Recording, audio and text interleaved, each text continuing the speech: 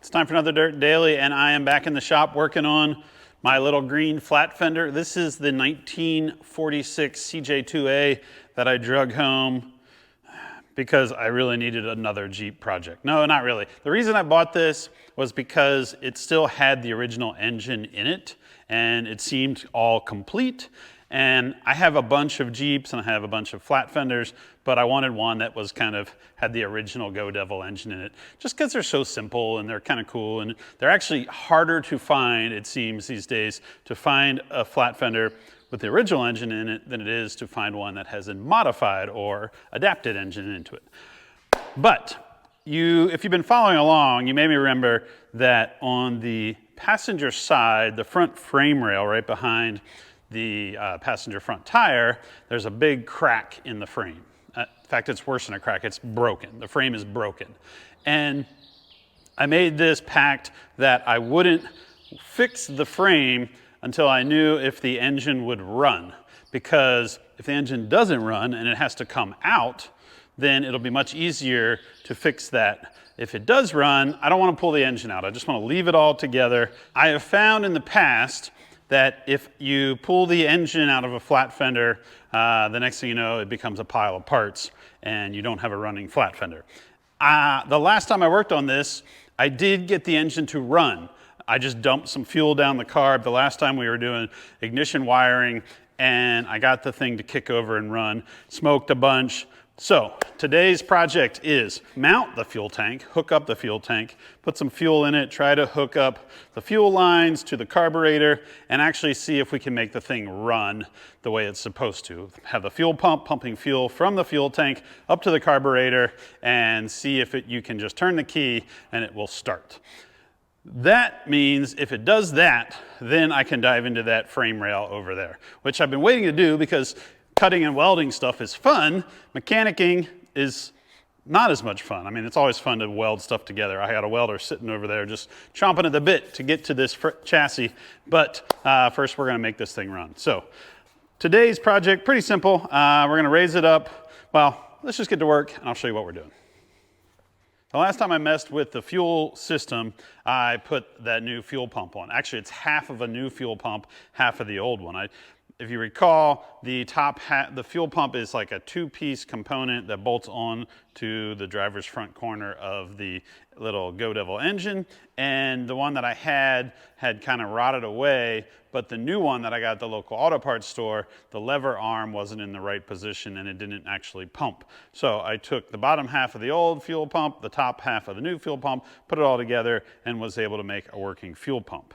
What I want to do today is plumb that. I want to run that, hook that all the way up to the fuel tank. And the fuel tank is going to mount in the stock location, which is underneath the driver's seat.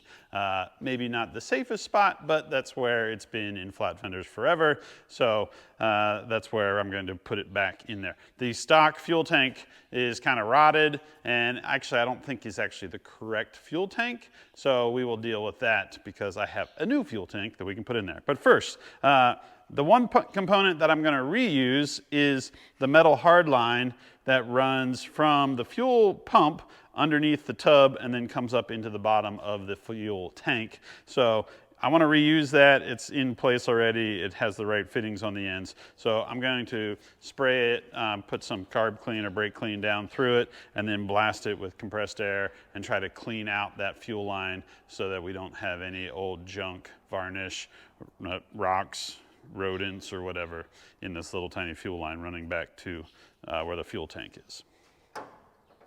There's that old fuel pump. Actually, it's half of the old one, half of the new one. This is the metal line that I want to reuse. And so I'm going to come in here with some brake clean and just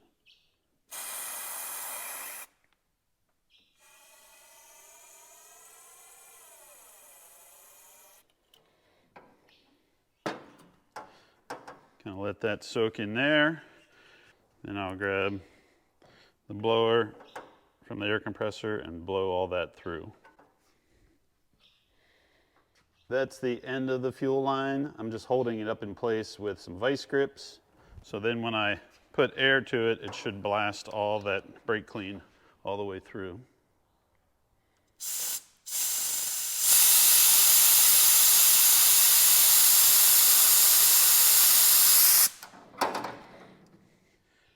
One of the cool things about old Jeeps, like any vehicle that kind of has a huge following, there's a lot of people that have different ideas on how you should do things. For example, I was thinking, where should I put a fuel filter in line for the fuel pump? Should there be a fuel filter before the pump? Should it be after the pump?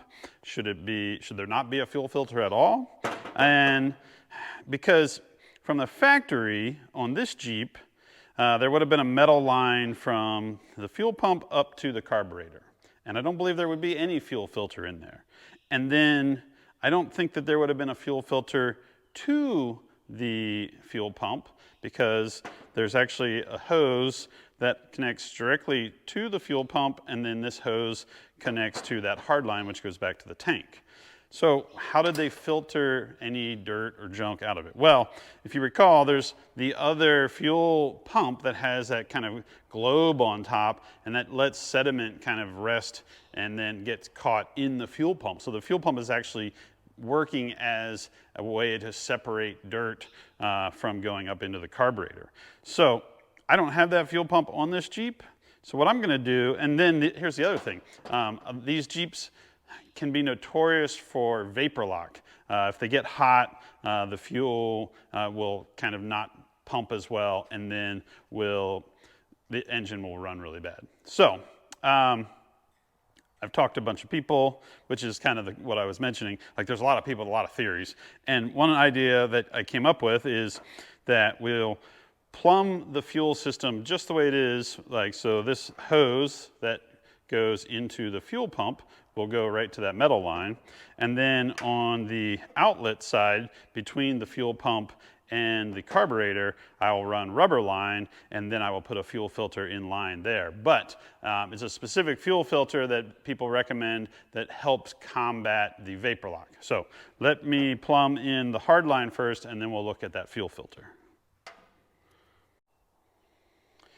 All right, the fuel pump is back in place. This is the factory style rubber line that feeds it from the hard line right here that goes back to where the fuel tank is going to sit, which will be back here.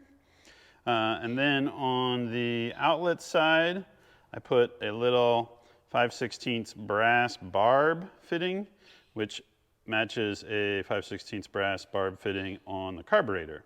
So next we're going to put a hose that runs between these two, and that's where we'll put the fuel filter. So this is the supposed fix for vapor lock in Flatfenders that have the Go Devil engine. I talked to a couple different people that have Flatfenders, my buddy Aaron and my buddy Drew, and they both recommended this. This is a fuel filter that has one inlet and two outlets. One goes to the carburetor, the larger one, and then there's a smaller 1/4-inch outlet, and you run that all the way back to the fuel tank. The idea being that this kind of helps the fuel keep flowing and get back to the fuel tank, and so you don't have fuel sitting in the system that is kind of deadheading into the carburetor and building up heat, soaking up heat from the engine, the exhaust manifold, and everything underneath the hood. So I'm going to put one of these in between the fuel pump and the carburetor, and then we'll run this second line all the way back to the fuel tank. Fuel system's pretty well dialed under the hood. There's a hard line that comes up to a short line that feeds the fuel pump, and then there's a rubber hose that comes up to this fuel filter, and then that runs up to the carburetor, and then a smaller 1/4-inch fuel line that will run back to the fuel tank. Let's talk about gas tanks. This is the gas tank that came in the Flatfender, and I don't know how bad a shape it is inside. Actually, I haven't even looked. Let's look inside here. Well, if the gas tank is as bad as the batteries in my flashlight, it's kind of junk. So I can tell you that when I posted the video about it and I showed it the first time, somebody was like, I don't even think that's a Flatfender gas tank. I think it's for a CJ5 because of the filler neck. It does work, it fits in there pretty good, but some other things about it is The fuel sending unit has been replaced with just a plate that has some holes drilled in it, and then it was silicone down. This has some sort of epoxy around the filler neck, and the bottom was pretty rusty, and the fitting right here where the fuel line goes into the tank is broken off. So basically I was like, I probably should just get a new tank rather than mess around with this.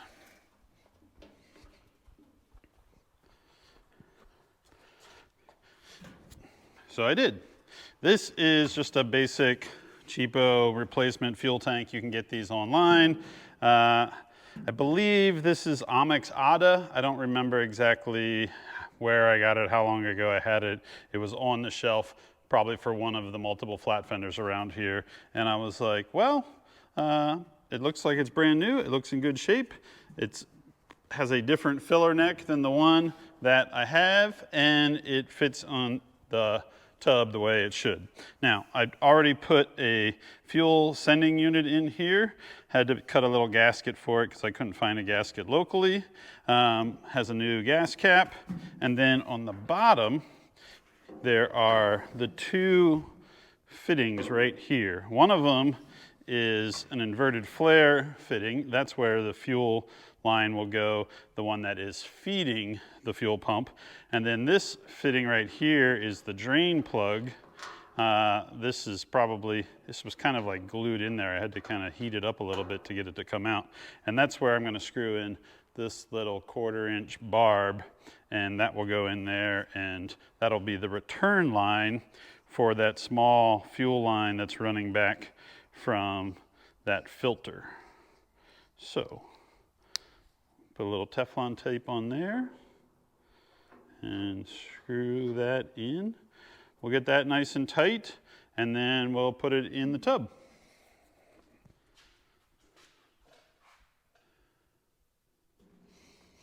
Oh, here's one other trick that I like to do on gas tanks. Get yourself a magnet.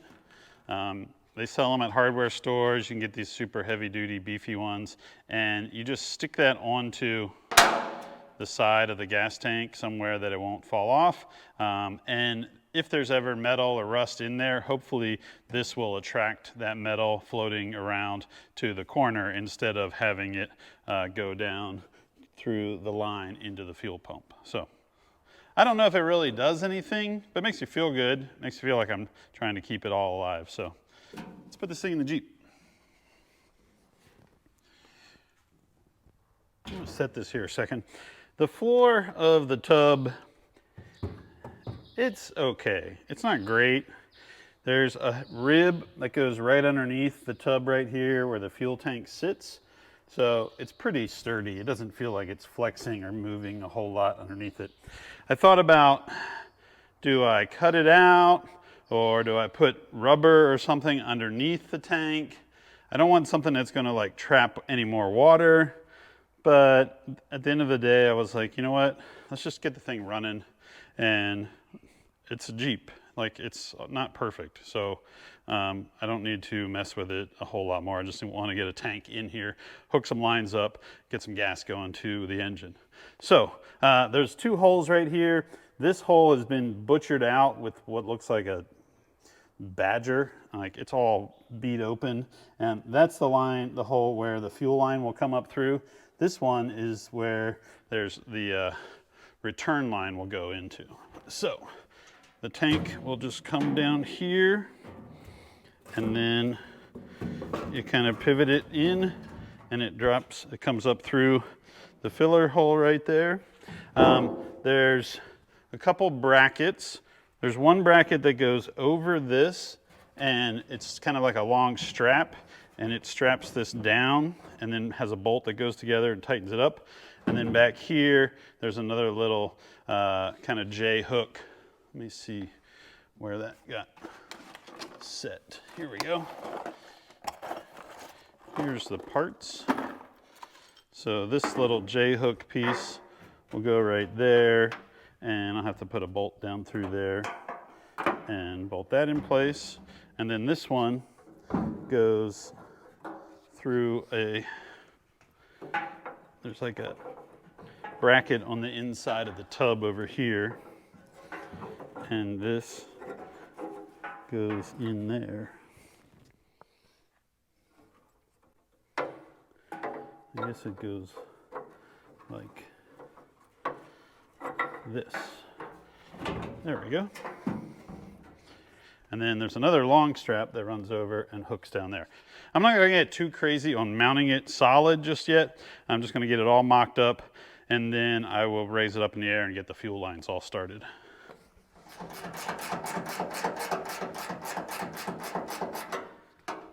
I guess I said I wasn't going to bolt it down, but it really isn't that hard to do. So I think it's time to raise this thing up, hook some fuel lines up. Fuel sending unit is right here. So when we get to that point, we're going to run a wire to that sending unit. We'll probably also run a ground wire to one of these terminals, and then either ground it all the way back to the fuel gauge, or all the way back to some sort of universal ground terminal. That seems to always be a problem with these, is making sure it has a good ground. But I mean, there's nothing between it and the tub. There's no rubber gasket. It's all bolted in pretty tight. So, all right, let's raise this thing up.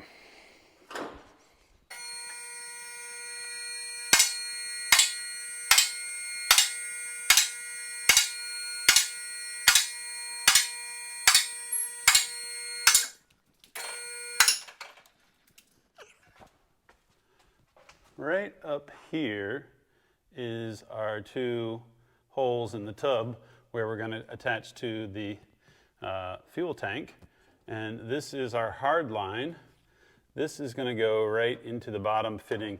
And actually, even with all of that metal that's been butchered and bent out of the way, there's still a little bit of sheet metal, which I'm going to slightly modify so that I can get closer to the fittings.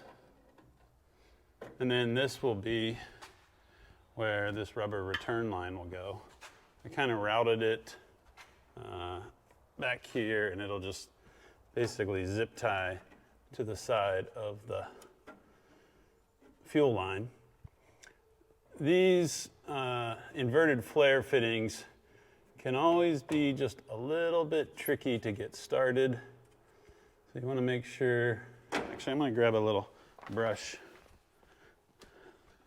You always want to make sure that the threads on these fittings are nice and clean.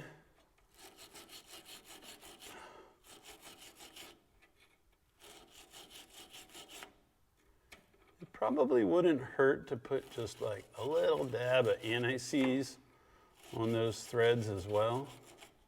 And this fitting's kind of hammered. Like, I probably should have replaced that line, but I'm not gonna.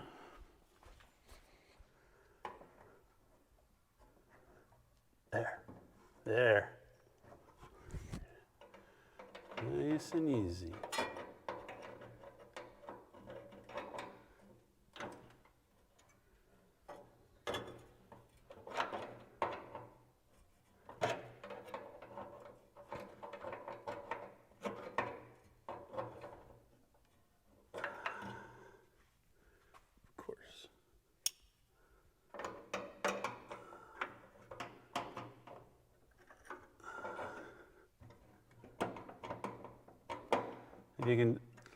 If you tighten up the fitting and you can still move the line, then it's not tight enough.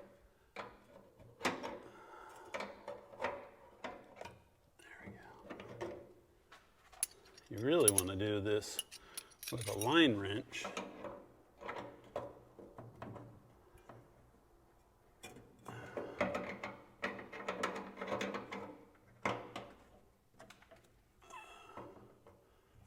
There's not a ton of room right there.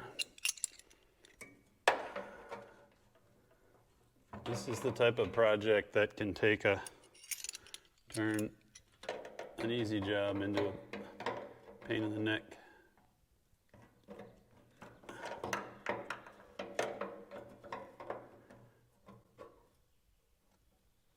Oh, I think we're getting close. I think we're really close. If we come in here one more time on this side.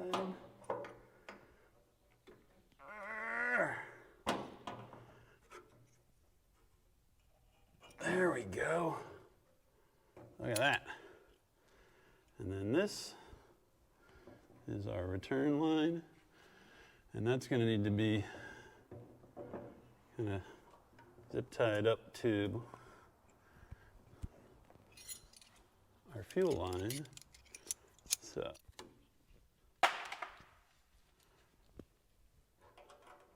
that's going to be our jam right there. So this goes right there.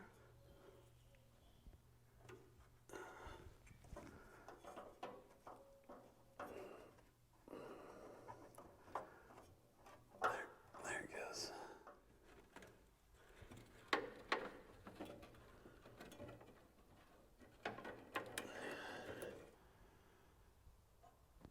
Fuel return line, fuel feed line, butchered floor, fuel line all zipped up out of the way to clear the pedals. Let's drop this thing down and put some gas in it and see if it leaks. Let's put some fuel in this.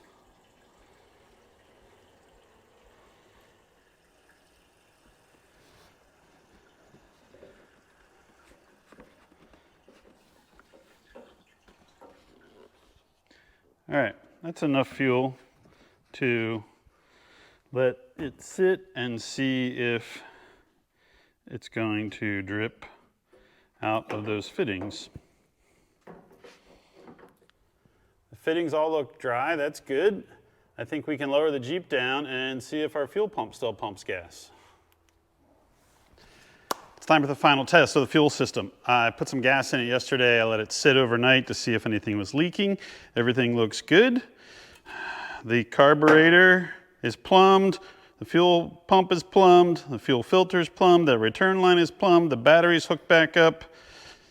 Make sure it's in neutral. And let's turn the key and see if this thing pumps gas and starts running. Cross your fingers.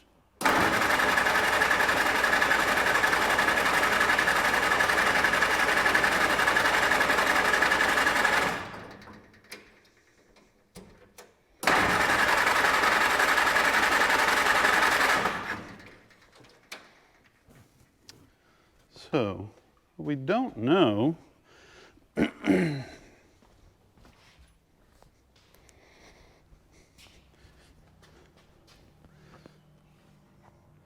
my goodness. The carburetor is full of cobwebs. Come look at this. Look down inside there. You can see cobwebs down in the carb. All right, let's remove this hose right here and see if fuel pumps out. Then we'll at least know if the fuel pump is getting fuel all the way to here. Because I don't have those clear fuel filters anymore, I can't actually see if the fuel's flowing. I'm just gonna grab a rag and set this right here. Crank it over and see if any fuel squirts out.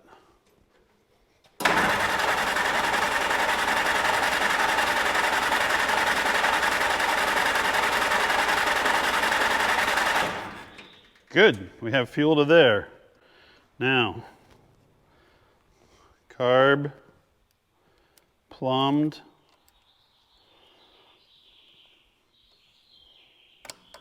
Here we go. It's gonna happen now.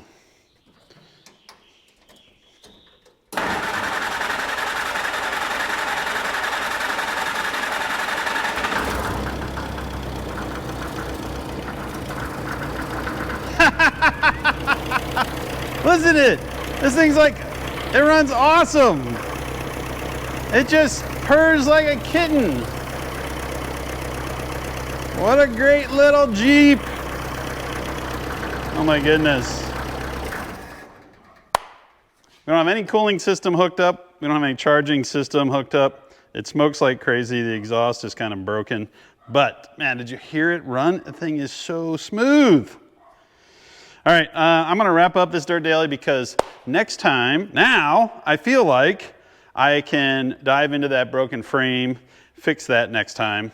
And then we're also going to have to dive into the cooling system, see if the radiator leaks, make sure the water pump's good, replace some of these hoses, which are junk. And man, that is awesome. I want to do it one more time.